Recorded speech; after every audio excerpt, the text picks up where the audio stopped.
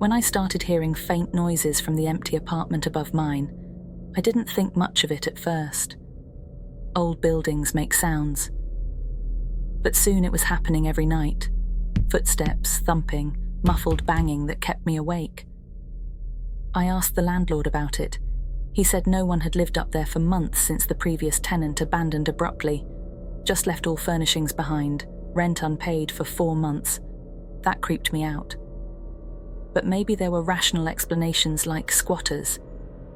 Then I started finding strange things outside my own door. Burned out candles, unfamiliar leaves and black feathers in odd patterns. One night the upstairs clamour woke me from a dead sleep at 3 a.m. But this time I also smelled something wafting into my room. Perfume or incense, sickly sweet. I banged on the ceiling with a broom, demanding whoever was up there knock it off. The noise stopped. Later, when I peeked out into the empty hall, my heart froze. Right in front of my door was a dripping red candle picked clean to the wick. The melted wax formed fiery spirals and shapes on the hardwood. I told the landlord I was calling the police, but he refused, saying he didn't want trouble. That's when I took matters into my own hands, asking a private investigator friend to stake out the building discreetly to get proof. Just 2 nights later, she caught someone after midnight slipping up the back stairwell wearing a dark hood, arms loaded with more occult-like objects. After a chase, she unmasked the trespasser, a strange woman mumbling about demons and ritual portals. Turns out she was well known to cops for previous unhinged activities before being institutionalized. Case solved, apparently, though I still can't shake the lingering unease whenever I hear those overhead footsteps.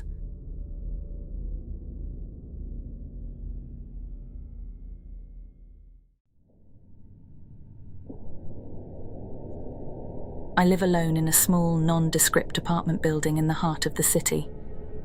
Everything was normal until a few weeks ago. It started with subtle things, a flickering light, a creaking floorboard at night. I brushed it off as the quirks of an old building. But then things took a darker turn. One night, as I lay in bed, I heard whispers in the darkness. Soft, barely audible, but unmistakably human. It was like someone was standing right beside my bed, whispering sinister words. I couldn't make out what they were saying, but the fear it instilled in me was suffocating. The next night, I woke up to the sensation of cold fingers grazing my arm.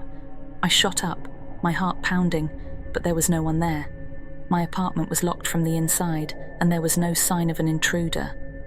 I couldn't explain it. Then came the shadows. Dark, amorphous shapes that seemed to move independently. They darted across the walls, danced in the corners of my vision, and left me in a perpetual state of unease. No matter how many lights I turned on, they persisted, but the worst was yet to come. One evening, as I was watching TV, the screen went black. A deafening silence filled the room, and the temperature dropped dramatically. I could see my breath in front of me, and then, in the center of the room, a figure began to materialize. It was a woman, her features shrouded in darkness, her eyes empty voids. She floated there, inches above the ground, staring at me with an intensity that sent chills down my spine. I was paralyzed, unable to look away or scream for help. The figure drifted closer, and I could feel her icy breath on my face. Her voice, a haunting whisper, echoed in my ears. Leave this place. I didn't need to be told twice. I grabbed my phone and bolted out of my apartment. I stayed at a friend's place that night, too terrified to return home. The next day, I contacted a paranormal investigator. She conducted a thorough investigation, but found no evidence of any paranormal activity. My apartment was declared clean, but I knew what I had experienced was real. I still live in that apartment, but the whispers, the shadows, and the apparition have not returned. I can't explain it, and I don't want to. All I know is that something lurked in apartment 404, and I pray it never comes back.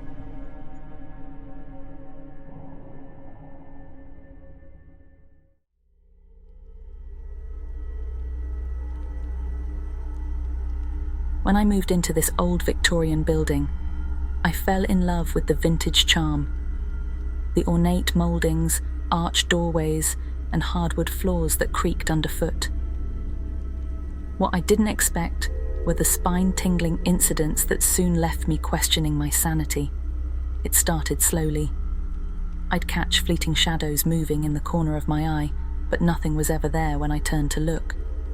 I'd hear faint whispers, phantom footsteps pacing empty rooms above me in the dead of night. The radiators would hiss and clank violently without warning. I rationalized it must be relics of the pipes in this aging structure. But deep down, I felt an unnatural coldness seeping into the walls. A pervasive sense I was never alone, even in the most private moments. Friends said I seemed withdrawn, obsessed with researching the history of the building. All I discovered were vague urban legends about past tenants who went mad. Still, I plunged down the rabbit hole determined to explain the inexplicable. The night I awoke to see a silhouette standing motionless at the foot of my bed was the final straw. This was no creaky pipe or wiring issue. Something sinister had invaded my home, was staking claim over my unconscious mind. My cat refused to relax, back eternally arched as she glared and hissed at unseen things. Strange symbols appeared etched onto the dusty mirrors when I knew I was the only one here. I've had enough. I'm breaking my lease, will happily forfeit my deposit. A fresh start in a modern building that doesn't feel alive with centuries of lingering energy is worth any price. I'll leave the ghosts of the past to haunt whoever is brave or foolish enough to move in next.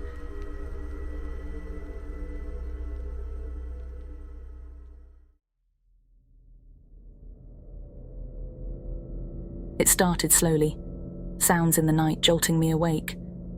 Footsteps creaking up the stairs, my bedroom doorknob rattling. I'd peer out into the shadowy hallway expecting to confront an intruder, only to find nothing. Just my overactive imagination, I figured. But soon the incidents escalated. I'd wake up to find objects moved or go missing, lights flickering, strange voices whispering my name. I blamed the old house and its quirks, until that first fateful night. I startled awake around 3 a.m., feeling an unsettling presence nearby. My blood ran cold when I spotted a pale figure sitting at the foot of my bed, still as a statue. I couldn't make out a face, just a human-like shape watching me. I screamed and turned on the lights. It had vanished. I tore apart the house searching for an intruder, but found only locked doors and windows. Sleep evaded me the rest of the night. In the following weeks, the visitor kept returning, always taking that same position, observing me silently before disappearing once the lights came on. Its persistence terrified me more than any weapon-wielding home invader could. Soon, other phenomena increased too. Disembodied cries around the house, objects hurled violently across rooms by an unseen force. Strange symbols and words in an unknown language appeared on the walls and floors, scrawled in what looked disturbingly like blood. I tried everything: cameras, sage, priests. But each night it came back, driving me to the brink of madness. I couldn't live in that house another day. The presence followed me still, appearing in twisted forms in paintings, mirrors, shadows. Nowhere seemed safe from its unwavering glare. Somehow this entity has attached itself to me, determined to claim my sanity. All I can do is keep fleeing, clinging desperately to what little remains, praying one day I'll finally awake and not find that horrifying figure waiting silently at the foot of my bed.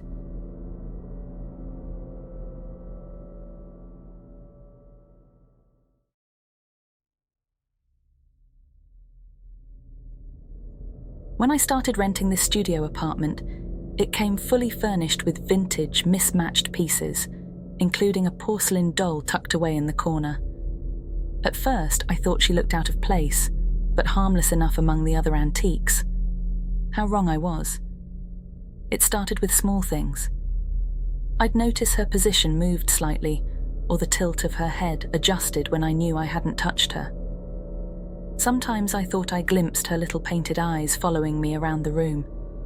Easy enough to dismiss, but deep down it unsettled me. At night I'd hear faint giggling and tiny pattering footsteps that seemed to come from her direction. I'd toss and turn, unable to shake the feeling of a lurking presence in the darkened bedroom. Soon, other strange events occurred. I'd hear a child's voice whispering my name, feel a small cold hand brush against my arm. Knocks and banging would start up inside the walls late at night. The energy in the apartment shifted. A sinister chill permeated the air, like a malevolent force had awoken, and the doll sat silently in the midst of it all, with an innocent porcelain face that now seemed to twist into a faint mocking sneer when I looked at her. The final night I barricaded my bedroom door and wedged her into the furthest corner, facing the wall. But it did no good. A scratching would steadily grow until tiny hands burst through the door in a shower of splinters. As I cowered in the corner, she crawled spider-like across the ceiling towards me, head twisting with an awful cracking sound, her sweet giggle turning into a guttural snarl as she hovered over my face, eyes glowing red. That horrific scene was enough. I fled the apartment and never returned for my things. I tried to tell myself it was all in my head, but the gleeful look in that doll's eyes will haunt my nightmares forever.